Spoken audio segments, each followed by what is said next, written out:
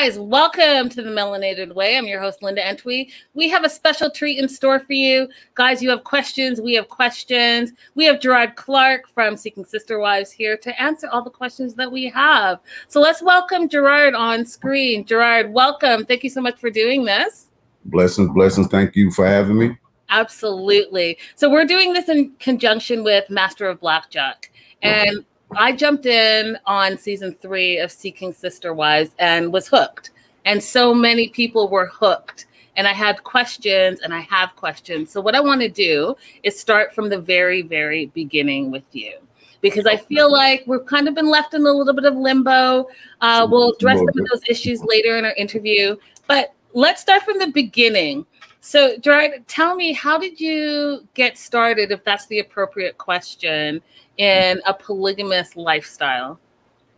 Well, to be honest, it was something that I've always seen growing up and things of that nature. But I reached a place where ultimately I was just trying to figure out a way to continue to expand and you know, take my family to the next level. What was it I was missing? You know, were there certain people in my circle? What research things could I study?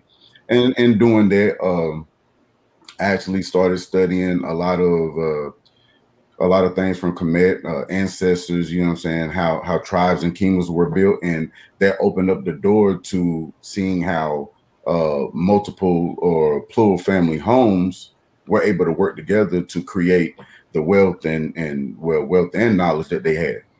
Now, what does a plural relationship require? What does it require? I mean, other than a open mind and an open heart would be, I think, the foundation.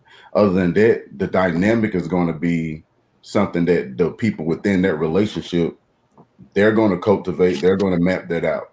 And I don't think there's no other requirements other than, like I said, you know, just having an open mind and an open heart. Okay, Jarod, Vanessa and you have been together for many years, right? So she's like, for lack of better term, she's the main chick. Yes. Right? Yeah. Then, words are rough when you're dealing with this this type of relationship. But yes, that would be correct. Okay. And how did you guys meet originally, and how did she become open to this lifestyle? Short version. I was active duty military out in California at the time, recently divorced actually, and she worked in a deli adjacent to the complex where I lived, and I would see her every day. You know, I was on my health kick, no processed foods. I always, you know, so I would see her because I would always go in to purchase, fresh, deli meats, or, hit the herbal aisle, which was, in her section. So I would see her all the time, and she would always have someone in her face. Someone was always trying to talk to her. So I would say probably about 6 months, I just would see her in passing, smile, and keep going. And one day it just so happened to be nobody was there. Nobody was talking to her. It was just me and her, and sparked a conversation from there. Okay. And then how did you know that relationship was going to become something? Like, because okay. I feel personally from watching the show, and I'm still like, I have so many questions. So from watching the show, how did you know that Vanessa was going to be open to the lifestyle that you were pursuing? Well, very early on in the relationship, I will have to say she was somebody who listened. I can see the gears turn as I spoke. And that was something that I wasn't used to dealing with some of the women I've dealt with in my past. And it was like an active listening process. And so she wasn't listening to respond. She was listening to take the information in. And that kind of allowed us to maneuver through life and allowed me to be the man that I needed to be, because she allowed me to. So when I got ready to introduce it to her, I knew that she would at least receive it to want to hear, she wanted to receive it to hear for understanding rather than, shutting it down right away. So I know I could at least present it to her. And if it's something that she's not on board with, we move on. Okay, so she's on board. You guys have spent many years together and have a family. I believe you have 4 kids at home. Now, what's the incentive for the next woman who doesn't have the history that you two have to join this family? Well, here's the thing. I always tell people you have to worry about creating for yourself. You can't go into any scenario. Like if you go into a job, you're not going to go in a job, look at somebody who's been there 10 years and be upset with their seniority, or because they've been there, they've learned how to do the job better than you or whatever. So with this same situation, you have to understand I'm coming into this trying to build my own 10 years with this person. And I think the biggest incentive would be you're dealing with something that is established. You're dealing with something, 2 individuals who, have already taken the time out to understand one another. And you kind of ahead of the curve, because at any time you can say, hey, what does Vanessa like about this? Or how does she like to maneuver through these type of situations? Or they can say, Vanessa, how does Jarod deal with this? And you can get kind of like inside track information. And I don't think a lot of people that do go into these relationships use that information. They don't take the time to say, hey, I have an expert on the subject. Let me tap into the expert so that I can kind of, get ahead of the game. So I think that would be an incentive, dealing with people who are well established and have some type of understanding of each other. Now, watching this series, I see that every family is slightly different. So I want to talk about your family specifically, and quote, the kingdom, and what that is based off of. So does that have like a biblical base? When we talk about tribal meetings, you talk about how you're the king, you're the judge, you're the jury. Where are you basing that from? Okay. So words mean things. Absolutely. Like, I believe people, they fail to understand that even, we spell words, words are manifesting things. So spelling, you're casting spell, you're speaking things into the atmosphere and you're creating. So when I speak about my family, my household, I refer to that as my kingdom. That is my domain. That is the thing that I have to protect and provide for. That is the thing that I have to cover, enlarge, So I do refer to it as that for those reasons. Words mean things, but as well, we always accept things that are worldly, but we will excuse things of positivity. And that kind of baffles me. I can refer to you as I can I don't want to cuss, but it's like, I could call you a bee, a hoe. I could say all of these terminologies that is accepted out in the world. But as soon as I call you a queen, oh, I'm trying too hard. I can I can say, what's up? Excuse me. I can say, what's up, bro? I can say, I can use the N word as a form of affection, and that's accepted in the world. But as soon as I call another black man a king, because I don't want to call him black, black is a color. But as soon as I refer to another brother as king, I'm trying too hard. I'm doing too much. As soon as I elevate myself, I'm doing too much. So I don't like to set any limits or standards. You know what I'm saying? I always like to give as much positivity as I can. And so anything that I can do to, place myself in a higher state of mind before I even get there is a plus to me. So that's why I use those terminologies. I use that ideology with my family as well as with other people that I embrace. Makes sense. Now, I want to talk a little bit about Kay and Kay joining your family, and the biggest issue with her being that she wanted to establish herself as an individual. She wanted to have multiple jobs and have her own money. And given what you've said, your house is your kingdom, you are the king of your household. what was the disconnect there? Because if you are indeed the king of the household and willing to provide for your family, why did she feel the need that she needed to provide for herself? Okay. Well, first and foremost, that wasn't the whole story. Okay, what's the whole story? It wasn't the whole story. By the time we got ready to film, Kayla and I said we had been separated for a while to try to see if it was worth us getting back together. We did actively come back together. And when we came back together, it was, you're going to live where you're at and we can try to start the building blocks again. So by the time we're filming, we're within that building block stage. But unbeknownst to me at that time, she was living with another family. So another polygamous family? Yes. So she wanted out of that situation, and we discussed this, but she didn't want to seem as though she was running back to safety, so to speak. And hindsight is 2020. These are things that we discussed already, but during that time, she wasn't being completely forthright. She wasn't divulging all the information. So where there was 2 jobs, the reason for those 2 jobs was because the people she was dealing with could not financially sustain the household. She was the king. She was the leader over there.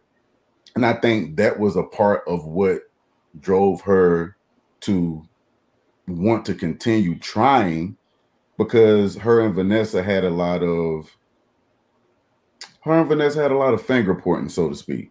Vanessa saw benefits of Kay's position and Kay saw a lot of benefits of Vanessa's position, which seeing the benefits is one thing, but when you focus on that and you don't focus on yourself or the things that you're doing to, better the situation, that started to cause some discord.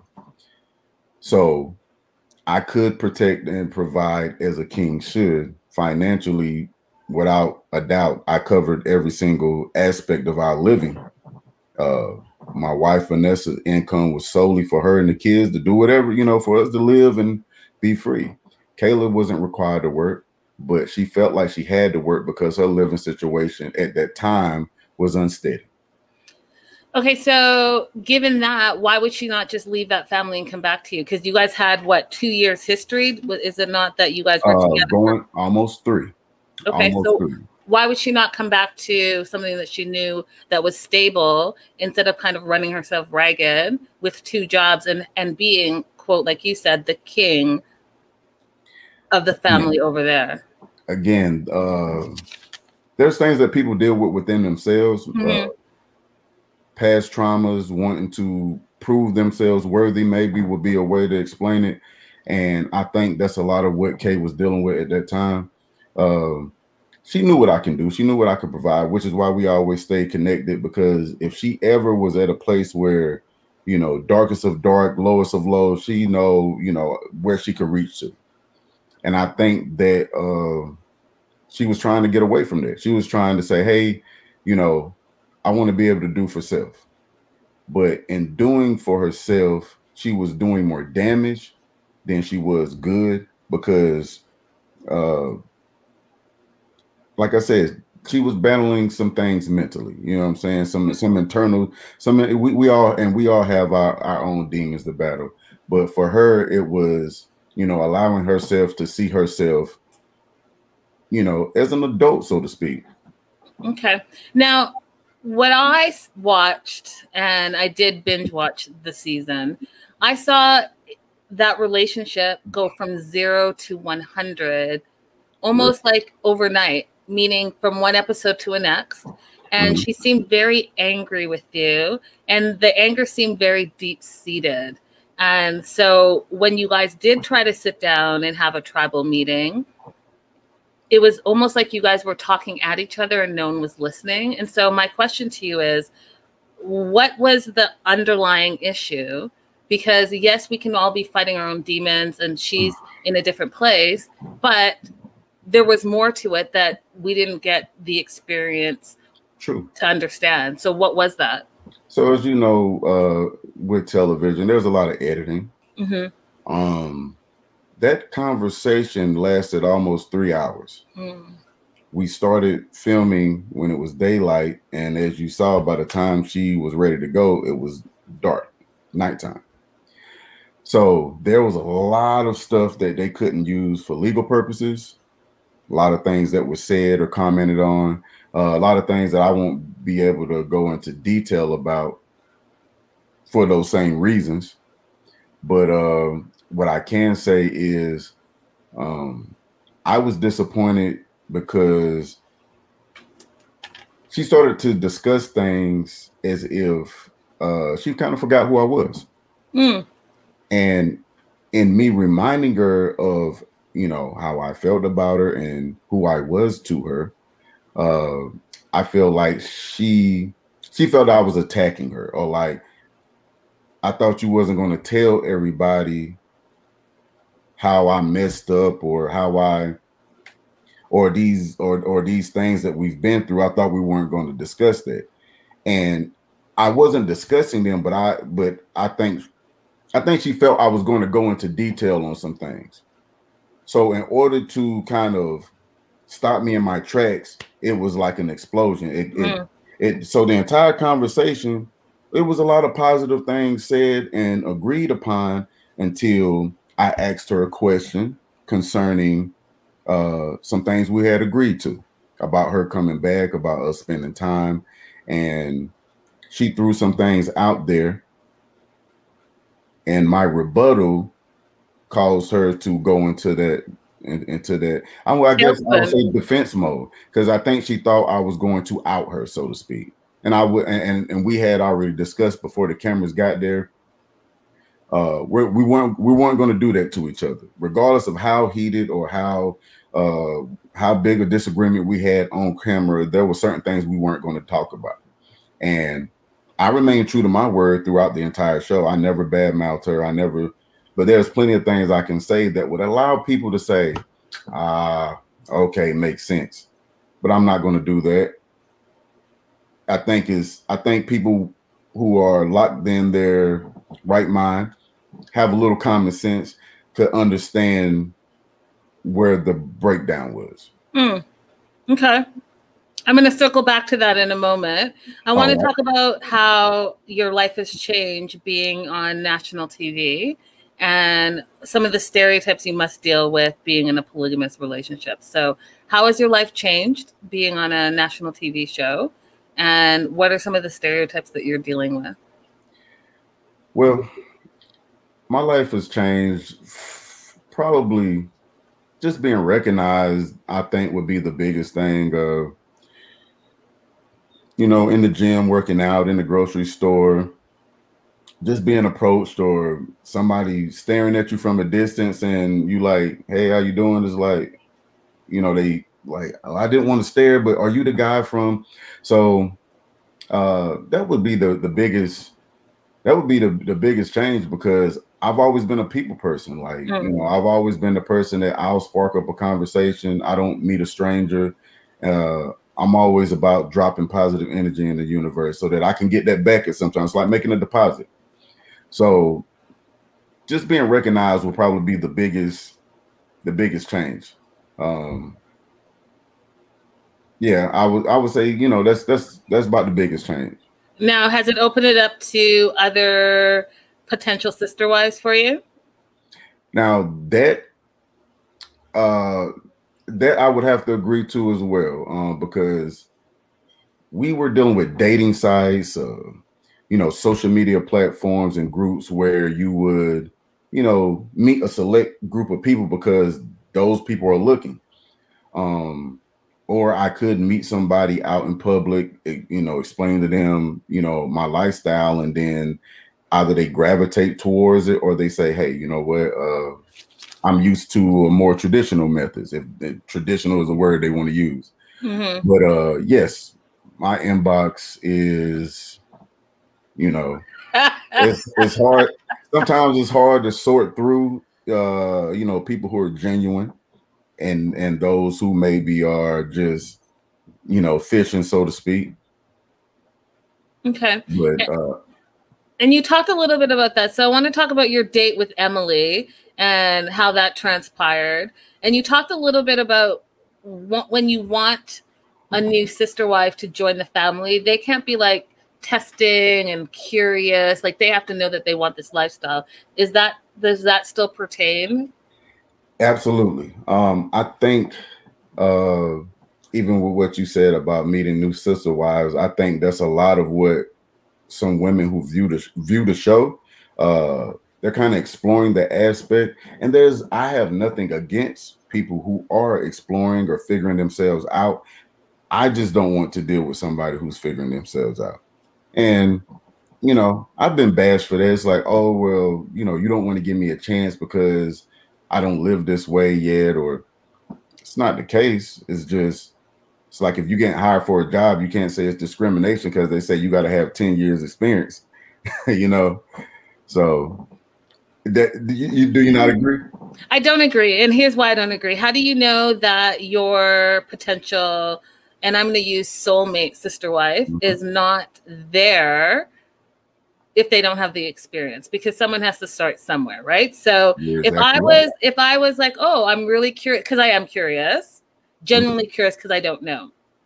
So if I'm genuinely curious and I say, hey, you know what, this might be a fit, and I don't know enough because I haven't lived this lifestyle, but I'm open, right? So that should be the first thing, is that you're open to living this lifestyle. What does that entail? And then you come in and say, well, it entails X, Y, and Z. Now, going back to you saying that you and Vanessa being established for 10 years and being successful in it, then you should be able to use that knowledge and use that experience to basically, you know, usher in a new sister wife and support and nurture that relationship. In my opinion, if you just kind of say, oh, well, you don't know anything about it, so no, we're not trying to deal with you, then how do you know that that's not your future sister wife that you've just kind of pushed to the wayside? I'm glad you said that. So for me, I knew Vanessa was who she was going to be to me the first time I spoke to her. I'm not being cheesy. I'm not being rude, but I told her the first time we went out, I said, you're going to be my wife. You're going to be my wife. We're going to be together forever. That was because that was something that I felt, and it was something that I saw.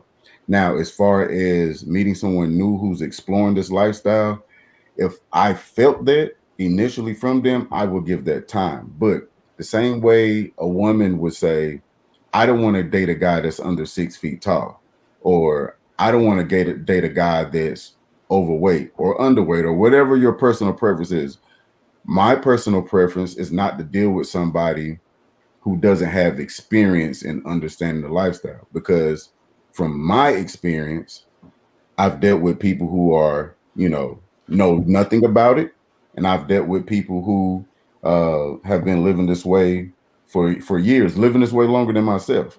And I think it's an easier transition when they have some type of self-knowledge, meaning they've kind of studied it, they've done some research. I don't mean they've been in a relationship, a poly relationship before.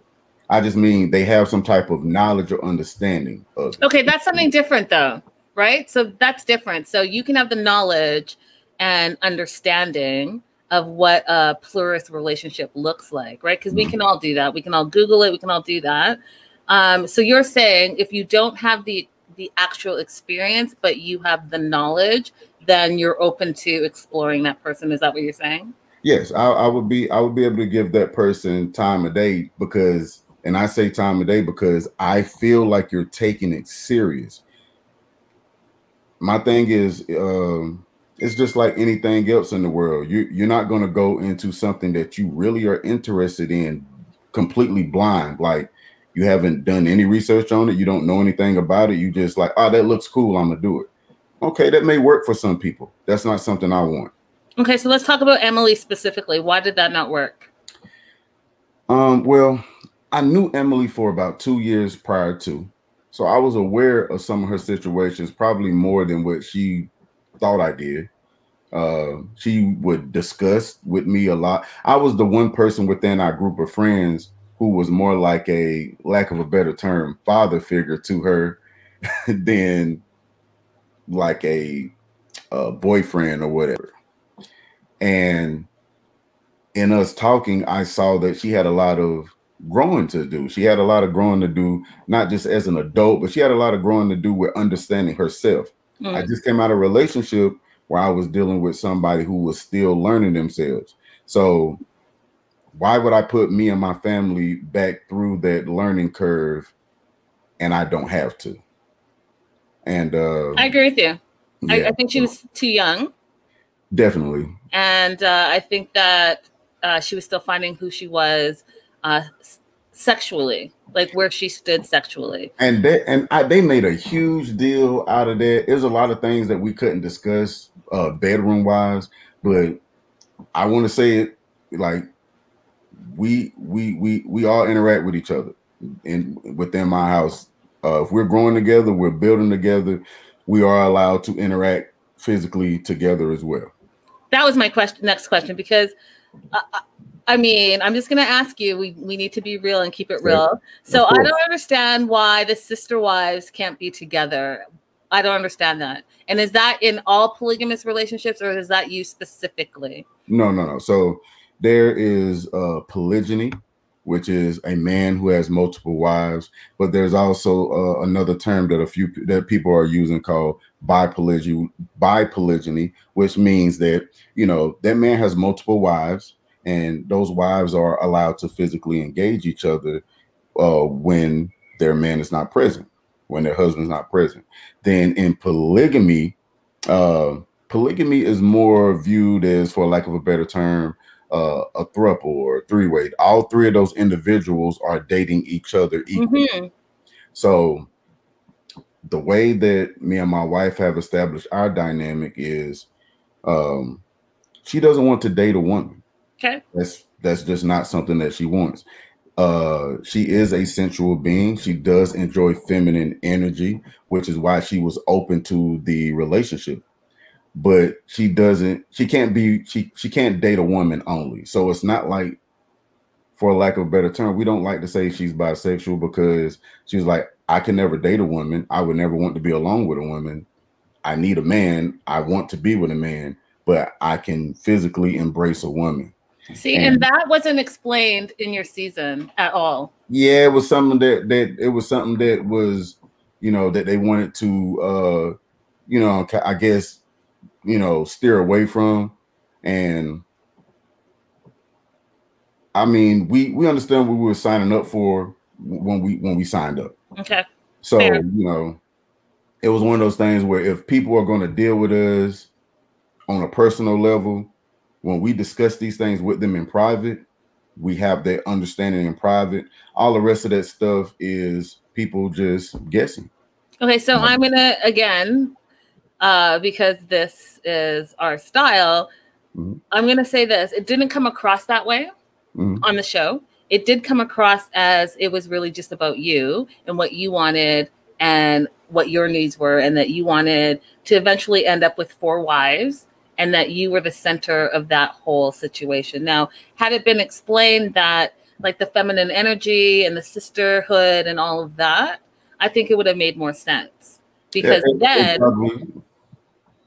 then I think that more people would say, okay, I get it. It's not just about Jarod is the king of the household and what he wants goes and what he says goes. It's more about the entire family. Yes, he's traditionally the head of the household, but we all interact together and we all love on each other, and we all can, like you said, interact with each other. And especially if you know, the head of the household is outside of the house, then the wives can still interact and they can still have that feminine connection. And whether that translate into something sexual or maybe it's just something intimate, right? Because intimacy does not always translate into sex. Exactly. That was not explained. And that's the way we've lived for the past 4 years, those 3 years that those close to 3 years when we were with Kayla. That was how that was the makeup of our relationship. If everyone who's followed us on social media and stuff prior to the show, they know how we operate. You know, they've seen our lives, they've seen our videos, they knew who we were. As far as being on TV, you're still kind of bottlenecked because you only have X amount of time to tell a story, and then they have to refine it and edit it down to, you know, fit the narrative that they desire. Right. Now, go ahead. So basically, we, you know, me and Vanessa, we do believe that, you know, I am the head. I do lead. I'm not going to say I am the center, but I am what holds the family together. And I think that I watched, you know, I sat back and watched, and I see how, you know, I see how some, you know, audio and things could run together where it looks like it was made more of a bigger deal than what it really was. I just have to say that. Yes, it was. Yes, it was. I want to ask you a question. What do you think? What percentage of the population do you think is fit for this lifestyle? What percentage? Mm-hmm. I would probably say about 80%. When I say 80% of the population. Now, so to explain when I say 80%, you said fit for it. Now I'm talking about those people who are closed in their right mind, just, you know, just regular closed in their right mind, you know, have a regular grasp of understanding life, period. And I say 80% because we as, if you want to speak animal instincts, like, we are not monogamous by science. You know, we're not monogamous creatures. We just aren't. A woman can have a baby, you know, once every 9 to 10 months, right? But a man could have, you know, 90 babies in 9 months if he wanted to, you know what I'm saying? So, you know, just scientifically speaking, like, monogamy is not the nature of man. So 80%, you think? Because I think that might be a bit of exaggeration. When I was doing my research, it's more towards 10 to 20%. See, and what you did was basically reverse what I said. So it's like, yeah, I want to say 80% of the population can, if they so desired and put forth the effort, they can. Now, we've been brainwashed, we've been a little programmed a little bit. So it's not going to be that easy. But, like, just generally speaking, 80% of the population, if they put forth the effort, this would be something that would, you know, expand households. You know what I'm saying? Single mothers, you know, being able to, it's a whole nother aspect of this, how this, you know, helps the community versus how it helps the one man. I understand. It takes a village. That saying is a saying for a reason, right? Correct. So I absolutely understand that. I want to talk about Krista. So here's the thing that I found a little bit infuriating. We didn't see you on the last episode of season 3. So we kind of left on a cliffhanger. And then we were introduced to Krista. Where do things stand with Krista? So me and Krista, we're still cool. We're still friends. COVID kind of slowed that all the way down. We missed about 3 opportunities for visits. Things opened back up, but she had some, and that's been like the story of my life dealing with the seeking process. Things start off very strong, and then things kind of transpire in that person's life that kind of puts a restriction on it. And her being a single mother, not really having somebody to say, watch the kids, but then you offer, hey, you know, let's make this a family affair, you know, like you and your kids, us and our kids, let's take a beach trip, let's take a family trip. That was something that she wasn't comfortable with, you know, introducing her children to the lifestyle yet. So right now we're just continuing to communicate online, and when she gets to a place to where she's comfortable, then that's maybe something we could discuss, but it doesn't look like I'll be moving forward in that direction with her. How hard is it to find a sister wife? Oh, it's hard. And why do you think that is? 3 reasons. Now I'm going to be completely honest with you. I'm probably going to get a lot of flack for this, but I'm going to tell you the truth. My truth. Number one reason it's hard for me to find a sister wife. I have a beautiful wife of 11 years, and everything that the reason why we've been together, you know, that long and still going is because she's like the prototype, so to speak. And that is something that I had to deal with probably about 2 years ago. I had to get out of a place of saying, well, I don't deal with that with Vanessa. Why would I deal with that with her? Mm. Vanessa doesn't do this, so why should I allow her to do this? Mm. So for me personally, I had to get myself to a place to where, again, I learned that person for who they are and build and create with that person. So that is something that I will say as a human being is hard to do. Okay. Very, very hard to do. Second reason is the, I guess, for lack of a better term, people feel like this is more of a sexually based atmosphere. Like you come in and it's all about just the physical. And when you have nothing more to offer me and my family other than your body, yes, you're a physically attractive, beautiful woman. But if I say, hey, I got this real estate deal, can you send these emails out? And if I can't trust you to do something as simple as that, then it's like, you know, all you're good for is just presenting yourself physically. That's not something that I desire. And a lot of women look at this as a physical, what's for, I can't think of the term I want to use, but it's like a physical transaction is the first transaction that they think about when they think about a poly relationship.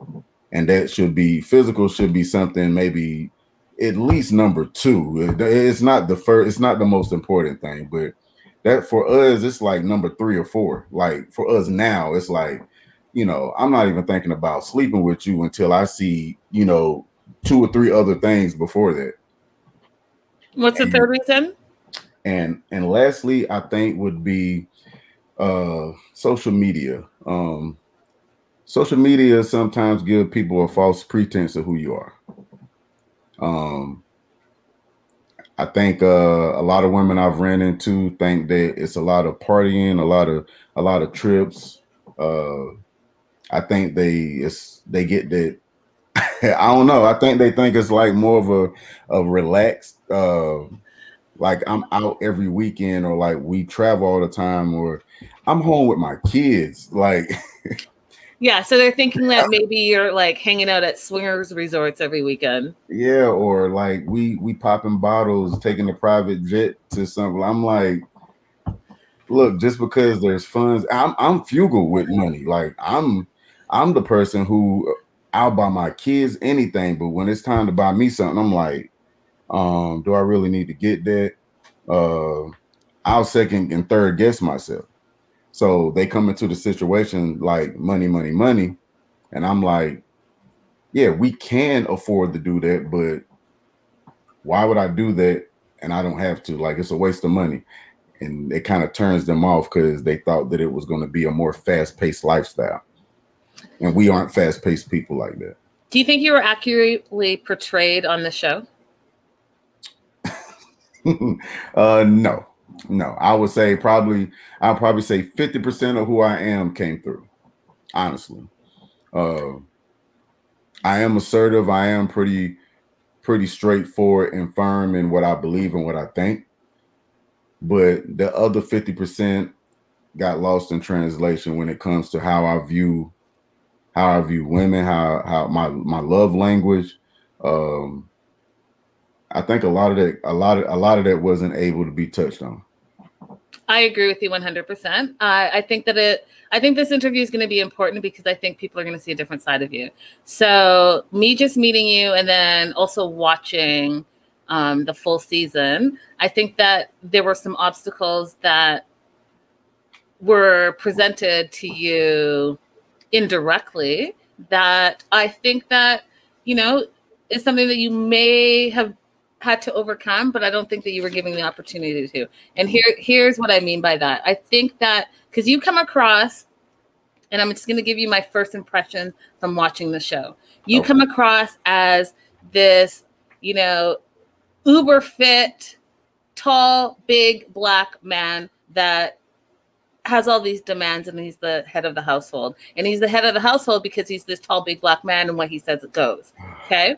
So then you throw in, you know, 4 foot nothing K into the situation, and then very intelligent but quiet and passive Vanessa, and you come across 100 times more out there, right? Speaking to you now, it's a kind of a different thing, and it's unfortunate because, you know, I get that it's entertainment, and I get that there's a specific production necessary in order for it to be entertainment for people. However, I think that, you know, just being a black man in America, and you're not the typical black man, and people have questions, and those questions don't get answered in this season. I think that's unfortunate because if you look at other couples that are living the same lifestyle, I don't think that they had the same obstacles, in my opinion, from what I personally watched, that you had. Now, doing this interview, I kind of have a little bit of a different perspective in these first 30, 40 minutes of talking to you, where, you know, let's talk about how you seem to be highly educated. You seem to be articulate. You seem to know exactly what you want and what's good for you and your lifestyle and just your life in general, right? So you talked a little bit about, you know, like we've been conditioned to think this and to think that, and thinking outside the box. A lot of people are not going to understand that, right? Because that's just not how they were raised. That's not what they see. And so going back to you saying, hey, 80% of the population, if they were indeed enlightened, for a lack of a better term, they might be more open and susceptible to a different type of lifestyle. Do you think that that's accurate in saying? Yes, ma'am. That's correct. I agree with that. Okay. Now I want to talk about why we didn't see you on the last episode, and without getting too into it, because from my understanding and my research and just talking to a few other people in the production world, season 4 is kind of up in the air. So at first we heard that that's it, it's a wrap, you guys are done, and now we're kind of hearing a little bit of talk of perhaps they might move forward with a season 4. We didn't see you in the last episode. What would you have wanted shown if it was up to you in that last episode? First, I'd like to say thank you for even, you know, acknowledging or understanding that, you know, TV could be, you know, one-sided, and people automatically assume you're, you know, big, strong guy, and I got feelings too, you know. But I'm not one to wear my feelings on the sleeve, and I'm more the be strong for my family, because Vanessa, she's super soft-hearted. She don't want to read comments. They don't understand. Why would they say that? You know, I'm like, baby, it's cool. I read the comments and get a laugh out of it. So I appreciate you even acknowledging that. That does mean something to me. And I think the direction that they started to go with us and the kids, I wish that was something that we could have incorporated a little more, because we did film some of that type of stuff throughout the season. I think what I would have liked to have seen was there was someone else that we were due to date that was more local. Mm-hmm. And I think they were because of timing, they were thinking about coming back, and we just didn't get an opportunity to show that last aspect of it, because this young lady, she has kids as well. She's somebody that we still communicate with. we're more of real good friends right now, and I'm kind of just letting it naturally take that. But I would have liked to continue the family aspect of it, because that was ultimately why we even decided to live this way. Now, if there were to be a next season, would you sign on? Most definitely. Number one reason why I would do it is to be able to do exactly what I'm doing with you, get more of to give more of a clearer picture of not only who I am or who my family is, but I want to give more of a clear picture of what the lifestyle is really about. And every opportunity I got to do that, I'm going to take it. Now, does faith play a big part in your lifestyle? I'm a very spiritual person versus religious. And so faith plays a huge, faith and trust plays a huge part in how my family, how we live, the decisions that I make for my family. And I like to point out, when I say spiritual, I believe in God. I believe that there is one God. I believe, you know what I'm saying, that we are made and created in God's image. And so I feel like there's a lot more within us that, as you say, enlightenment is being closer to God. And so having faith that things are going to be and work out the way that they should, manifesting those truths and really believing that the things I speak are going to come, that is a huge part of how we live. Now, are you ever open to expanding where you seek your sister wives outside of the United States of America? Do you think that that's something that would be a possibility? We tried. COVID, again, shot that out the air. Australia, Africa, the UK, there were people who I had been talking to for over a year prior to the show filming. So that was going on 2 years of knowing someone who, by the time we got to a place to where we would even have a visit, there was no flights. There was no coming and going out the country. And it was like, I don't know. I didn't view it as like, okay, well, maybe that was something maybe you avoided something there. But at the same time, I was like, well, maybe God slowed it down so that I could continue to learn and fix and see where I got here before I venture out to bring something else in. So it's a double-edged sword. But yes, I have thought about it. I have tried. So in saying all of that, do you believe that eventually you'll get to your kingdom of having 4 sister wives? I have to say, if I'm being realistic at this place, I wouldn't have.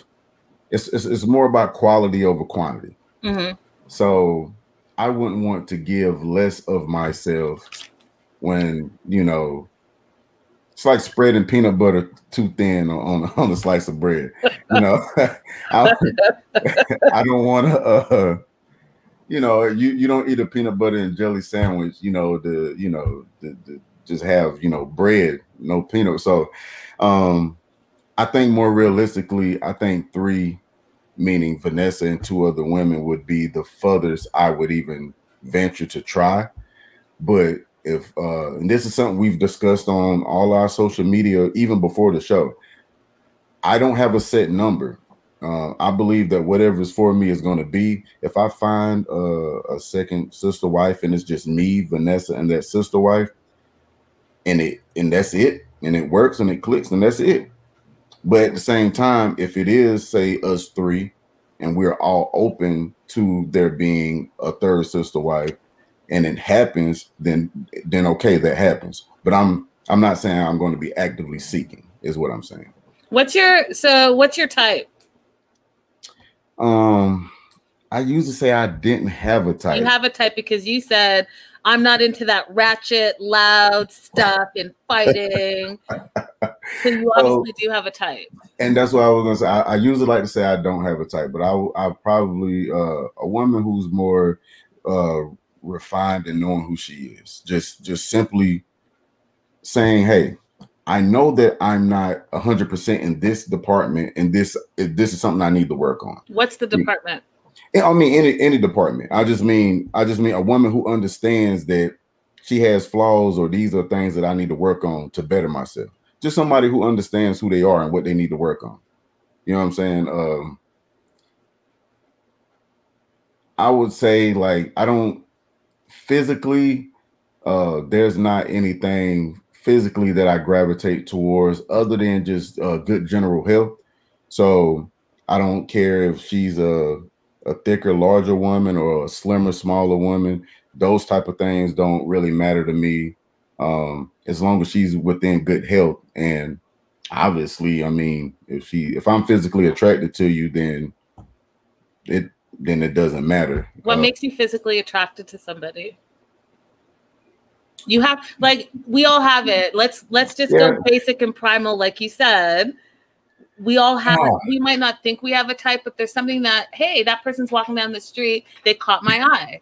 So let's be real, like, Jarod. What is your what?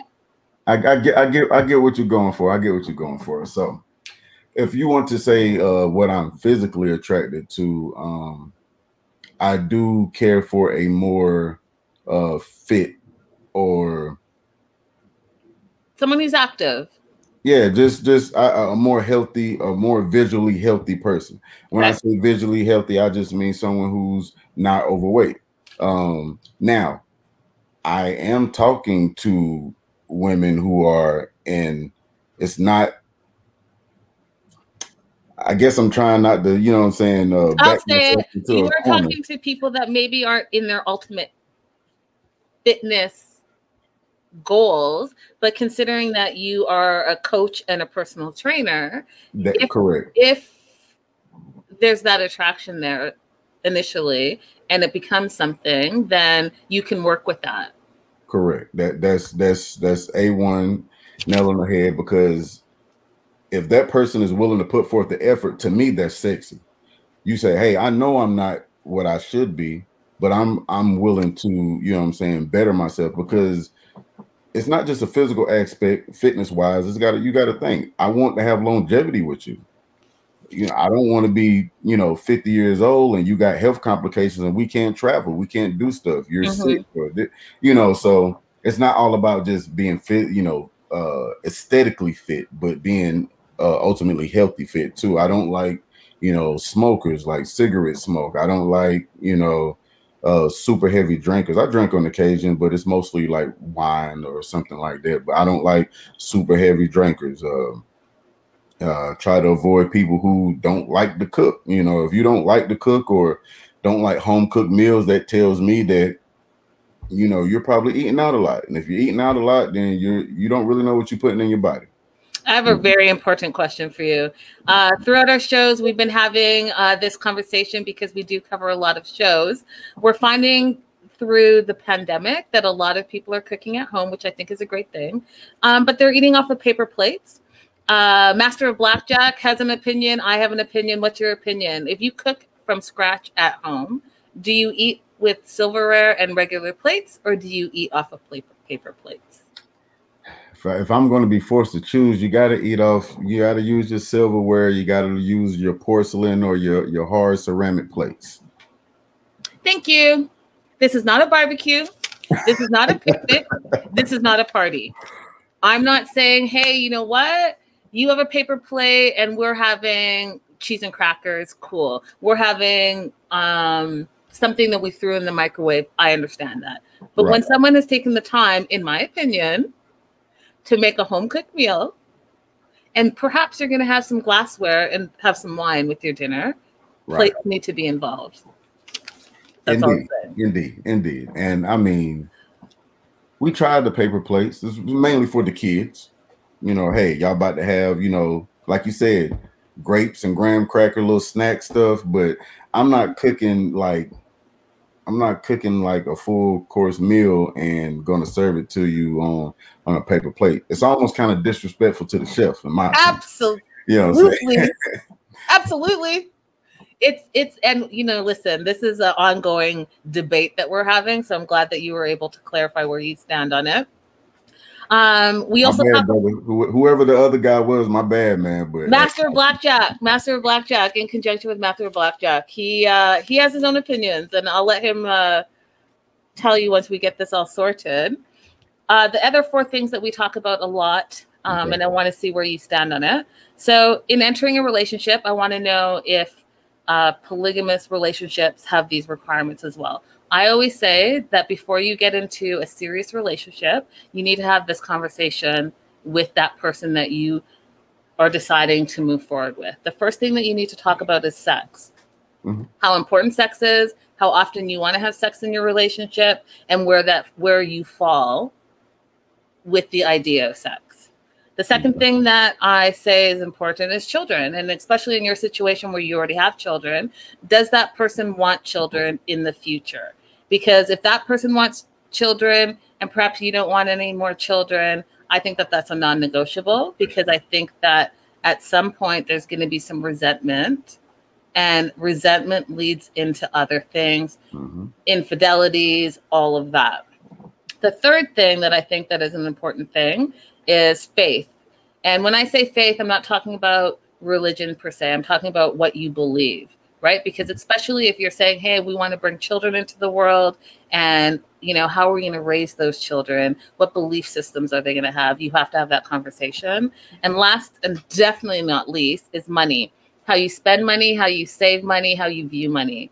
So given that, do you agree with those 4 things? And how does that fall into a plural relationship / lifestyle? Well, I agree with that 100%.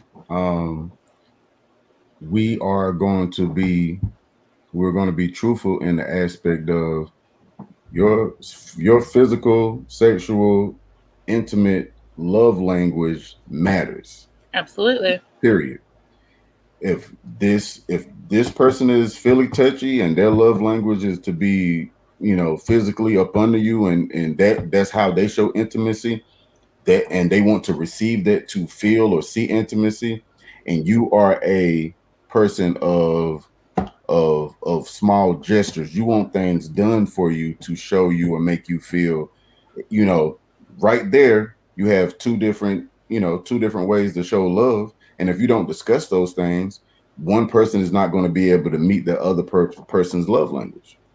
And sex is just bad. Sex will cause a bad relationship. Those are your facts. For a long time, you know, good sex caused me to keep a relationship I probably should have let go a lot sooner. They continue. All been there.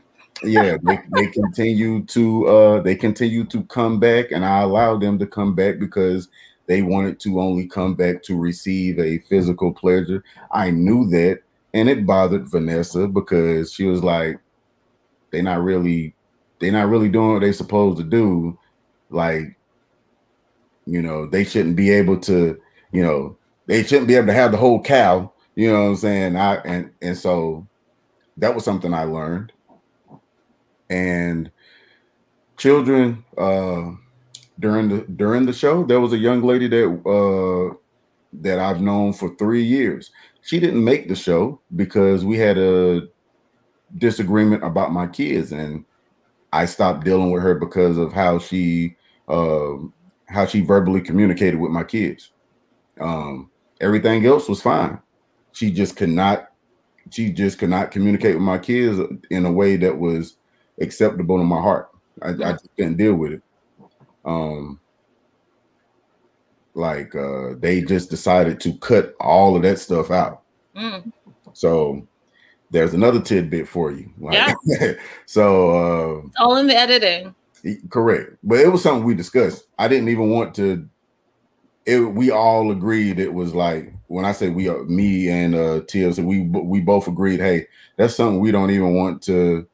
She's not even going to get the benefit of even not, because you know. But children is A1. Spirituality, or you know, faith, you know, having something that you believe in, that plays a whole part in how you move forward in life.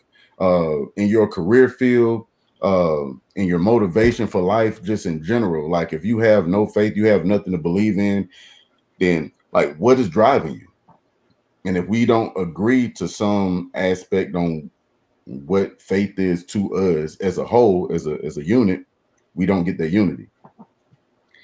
And lastly, you said finances, and as we spoke earlier, finances can make or break a relationship simply because finances mean something different to different people. For a long time, Vanessa and I, just to give you an idea of something we battled within our own relationship. Early on, while I was in the military, we didn't have the kids we had, things of that nature. Money. Go on deployment, money. Money didn't mean nothing to me. I was like, you want it, get it.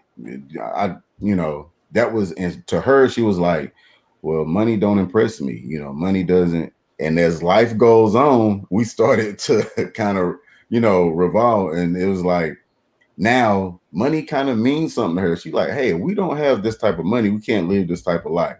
I can't get this for the kids. I stress about this or stress about that. So me making sure that money is in the proper place for us, allowed to soothe her soul, so to speak, so she's not stressing about certain things. Yeah.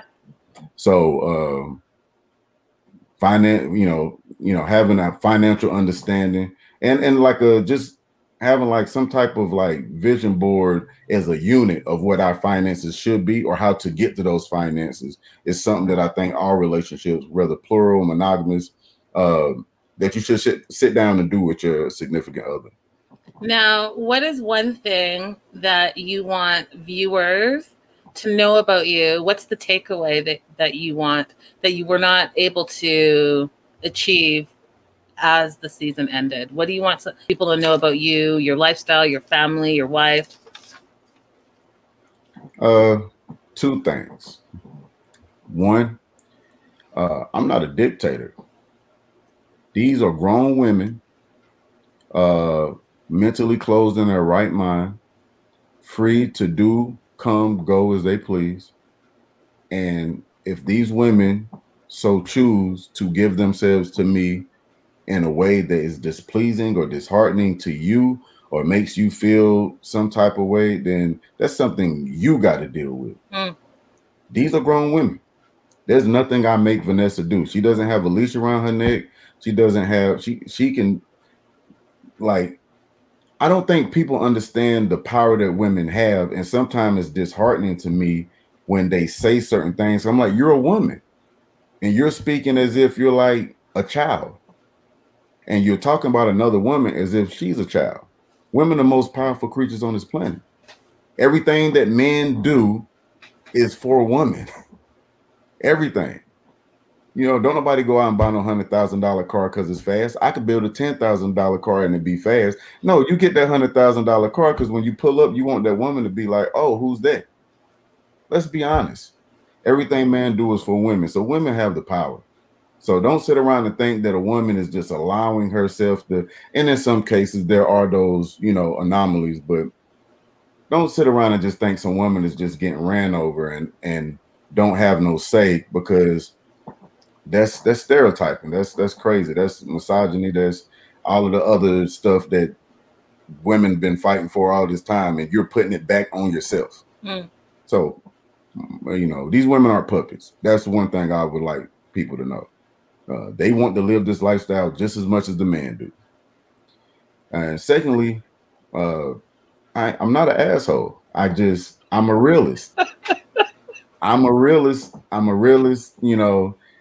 Me and Vanessa are yin to each other's yang, like literally. I'm a realist. She's a romantic. And in years, I've took a little bit of romantic from her, and she's got a little bit of being a realist from me. And we've kind of, it's kind of made me who I am.